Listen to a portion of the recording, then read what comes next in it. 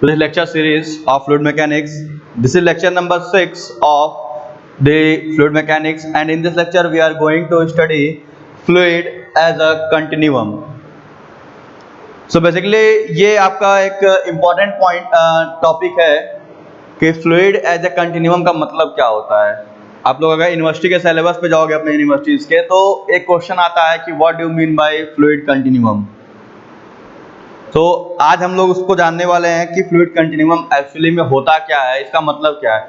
Basically ये बहुत छोटा टॉपिक है, लेकिन हाँ कुछ लोग अगर नहीं पढ़ते हैं तो उनके दिमाग में रहता है कि सर क्या चीज़ है, क्या मतलब होता है इसका। तो इसे मैं इसको कवर कर रहा हूँ छोटे टॉपिक में। तो फ्लूइड एज ए कंटिन्यूम को हम लोग ऐसे स्टार्ट करते हैं कि देखो कंटिन्यूम का मतलब क्या होता है।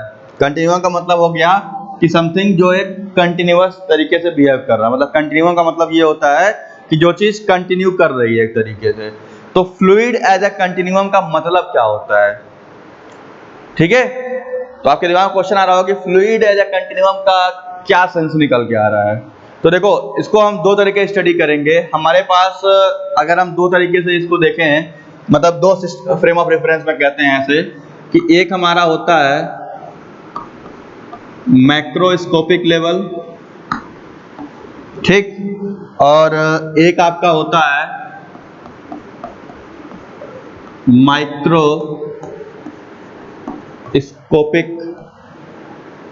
लेवल, ठीक है। मैक्रोस्कोपिक लेवल और एक आपका हो गया माइक्रोस्कोपिक लेवल। तो यहां पे अब देखो आपको समझाना क्या चाह रहा हूं मैं। मैक्रोस्कोपिक का मतलब क्या हुआ कि ये जो सिस्टम जिसमें हम अभी चीज़ों को देख रहे हैं, मतलब जिसमें हम पर्सपेक्टिव जो लेके चल रहे हैं, जैसे ये चौक की साइज, हमारे बॉडी की साइज, ब्लैक बोर्ड, रूम, ये जितनी भी चीज़ें हैं, मतलब जो हमारा सराउंडिंग है, जो भी हमारा सराउंडिंग है, तो जिस स्केल पे वो है इस समय, जैसे आपके मोबाइल फ़ोन का डायमेंशन, हमारे बॉडी का डायमेंशन, आपके आसपास की चीज़ों का डायमेंशन, तो वो एज ए मैक्रोस्कोपिक लेवल में आता है, ठीक। अब माइक्रोस्कोपिक सभी लोग जानते हो कि जब हम इसको और मैग्नीफाई करते हैं, ठीक है, जब इसको हम और मैग्नीफाई करते हैं तो यहाँ पे आपका एक लेवल हम और जूम इन मतलब जाते हैं, तरीके से जूम इन करना उसको। जैसे अब माइक्रोस्कोपिक में क्या होगा कि हम यहाँ पे पार्टिकल्स से डील करते हैं। जैसे अगर हम कोई चीज़ माइक्रोस्कोपिक लेवल पे देखते हैं तो हमें पार्टिकल्स दिखाई देते हैं, उसके इस तरीके से अरेंजमेंट होता है, ठीक है। ये बॉन्डिंग दिखती होगी आपको कि इनके बीच का बॉन्डिंग कैसे है, ठीक है। मतलब जैसे कुछ पार्टिकल्स हैं तो उसमें कौन सा बॉन्ड है, इस तरीके से। तो ये चीज़ें जब एनालिसिस होती हैं तो उसको हम कहते हैं माइक्रोस्कोपिक लेवल। यानी जब हम उसको लेबोरेटरी में किसी माइक्रोस्कोप से देखते हैं तो वो चीज़ें आती हैं माइक्रोस्कोपिक लेवल पे। और जो जिनसे हम अभी प्रैक्टिकली डील करते हैं जिस स्केल पे, वो होता है आपका मैक्रोस्कोपिक लेवल। यानी हमारी जो सराउंडिंग जिस स्केल पे बनी हुई है वो कहलाती है मैक्रोस्कोपिक लेवल। तो फ्लूइड को हम दोनों पर्सपेक्टिव में रख के देखते हैं। तो देखो होगा क्या कि जब फ्लूइड को हम माइक्रोस्कोपिक लेवल पे लेके आ रहे होंगे, जब फ्लूइड को हम लोग माइक्रोस्कोपिक लेवल पे रखे होंगे, तो वहां क्या हो रहा होगा। जब हम किसी फ्लूइड को माइक्रोस्कोपिक लेवल पर रख रहे होंगे तो वहां हमको देखने को मिलेगा कि मान लेते हैं फ्लूइड में अभी वाटर ही लेके चलते हैं, जो सभी लोग देखते हो। तो वाटर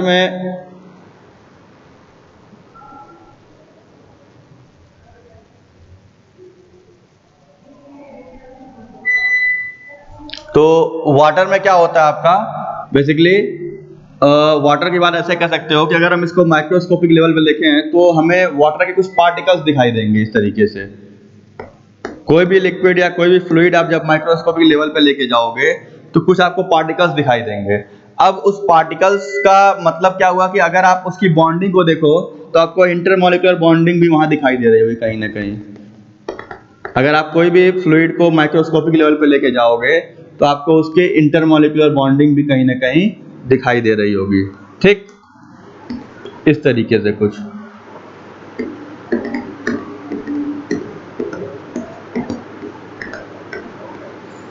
ये हर फ्लूइड के साथ होगा, गैस के साथ होगा, वाटर के साथ होगा। तो यहाँ पे क्या देख रहे हो कि यहाँ पे आपको दिखेगा कि जैसे ये पार्टिकल है, ये आपके पार्टिकल्स हैं, एक पार्टिकल दूसरा पार्टिकल, तो आपको दिख रहा है कि इस पार्टिकल और इस पार्टिकल के बीच में कुछ स्पेसिंग दिख रही है, आपको दिख रही है। यहाँ भी एक स्पेस है, दिख रहा होगा, यहाँ भी स्पेस है, यहाँ भी स्पेस है, ये पूरा का पूरा आपको स्पेस दिख रहा है, ये दिख रहा है स्पेस सारा का सारा। मतलब कि जब हम किसी फ्लूइड को माइक्रोस्कोपिक लेवल पे लेके जाते हैं तो हमें ये दिखता है कि उनके पार्टिकल्स के बीच में एक इंटर मॉलिक्यूलर डिस्टेंस हमें दिखता है। एक कह सकते हो कि उनके पार्टिकल्स का अगर हम देखें तो मॉलिक्यूलर एक डिस्टेंस हमें वहां पे देखने को मिलेगा। मतलब हर उनके मॉलिक्यूल्स के बीच में अलग अलग एक स्पेसिंग होती है। लेकिन अब इस वाटर को हम जहां यूज करते हैं, मतलब जो ये पानी है इसको हम जहां पे यूज करते हैं, जैसे पीने के लिए हम ग्लास में रखते हैं, ठीक है, नहाने के लिए हम लोग टब या बाल्टी में यूज करते हैं, या पाइपलाइन में यूज करते हैं, या वाटर टैंक में यूज करते हैं। तो जब इस वाटर को हम माइक्रोस्कोपिक सिस्टम में लेके आते हैं, मतलब इसी पानी को हम माइक्रोस्कोपिक लेवल पे लेके जाएंगे, तो यहाँ पे मान लो आपका एक ग्लास हो गया, या आप कह सकते हो कि टैंक हो गया, ठीक है, वाटर टैंक लिख देते हैं, टैंक की जगह वाटर टैंक हो गया। तो ग्लास, वाटर टैंक या कोई कंटेनर, तो इनके रेफरेंस से अगर देखा जाए, इनके कंपैरिजन में जो वाटर पार्टिकल्स हैं या वाटर के जो मॉलिक्यूल्स हैं, तो इनकी जो स्पेसिंग होगी, जो इस मॉलिक्यूल की स्पेसिंग होगी, वो इस डायमेंशन के कंपैरिजन में नेग्लिजिबल होती है। मतलब कह सकते हो कि इसके कंपैरिजन में ये जो स्पेसिंग है वो एक तरीके से नेग्लिजिबल है।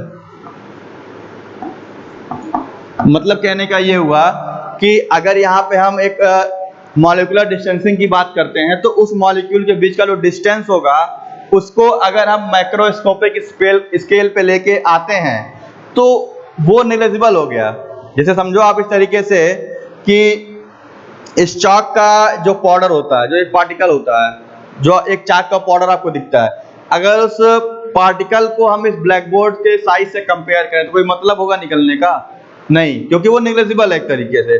वैसे ही कि जो भी फ्लूइड्स होते हैं उन सबके पार्टिकल्स या उनके मॉलिक्यूल्स के बीच में कुछ ना कुछ स्पेस होता है, लेकिन हम उसको जिस सिस्टम में यूज करते हैं उस सिस्टम के स्केल के रेफरेंस से वो इंटरमॉलिक्यूलर स्पेसिंग 0 मान ली जाती है।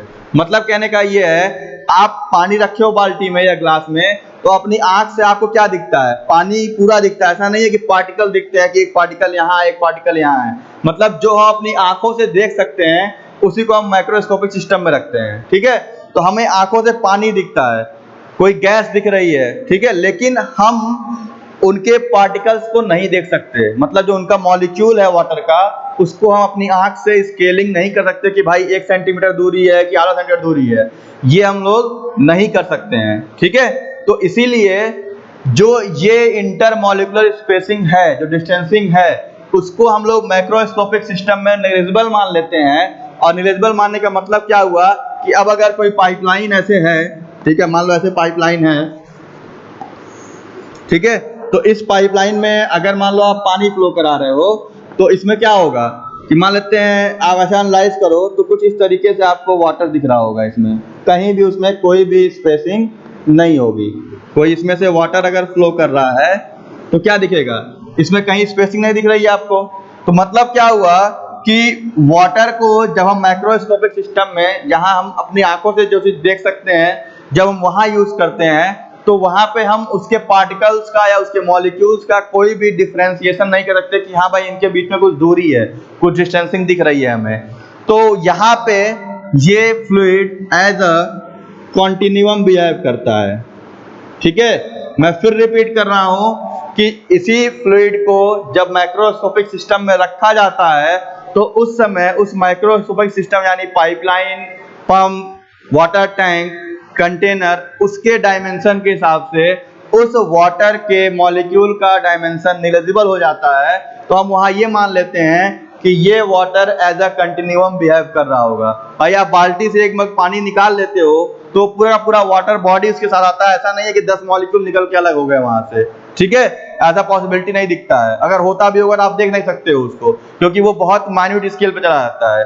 तो वही बताने की कोशिश कर रहा हूँ कि अगर इन चीज़ों को हम एक अपने माइक्रोस्कोपिक सिस्टम में रखेंगे तो हम ये पाएंगे कि ये एक एज अ कंटिन्यूम बिहेव करते हैं। मतलब वाटर कहीं फ्लो कराओगे तो उसमें कंटिन्यूटी बनी रहेगी, ऐसा नहीं है कि एक पार्टिकल मूव करेगा उसका, ठीक। तो इसी को हम लोग बोलते हैं कंटिन्यूम, ठीक है। तो आप ऐसे डिफाइन कर सकते हो, अगर नोट करना हो तो मैं डिफिनेशन बोल रहा हूँ, नोट कर लीजिए सभी लोग। In a microscopic system the interatomic space in a macroscopic system, the interatomic space between the molecules of fluid can be treated as negligible,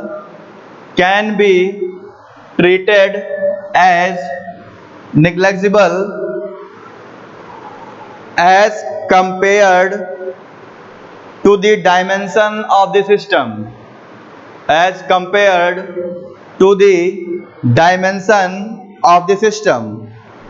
therefore we can assume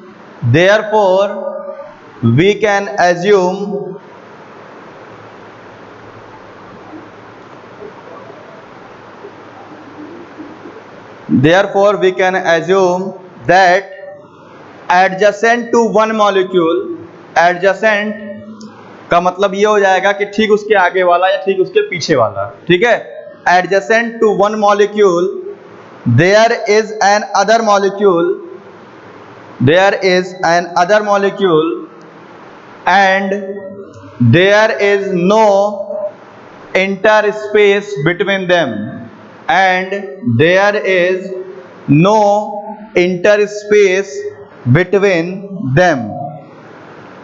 hence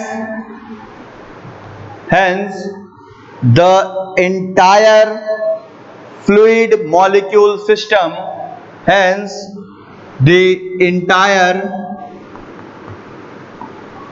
fluid molecule system can be treated as continuous distribution of mass,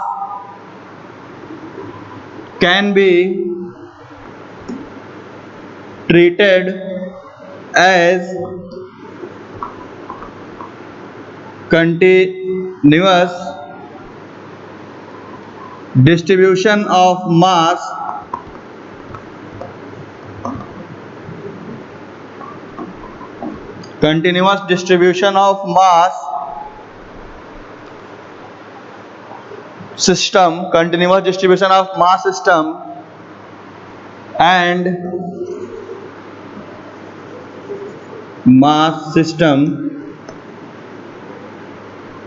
and this is called as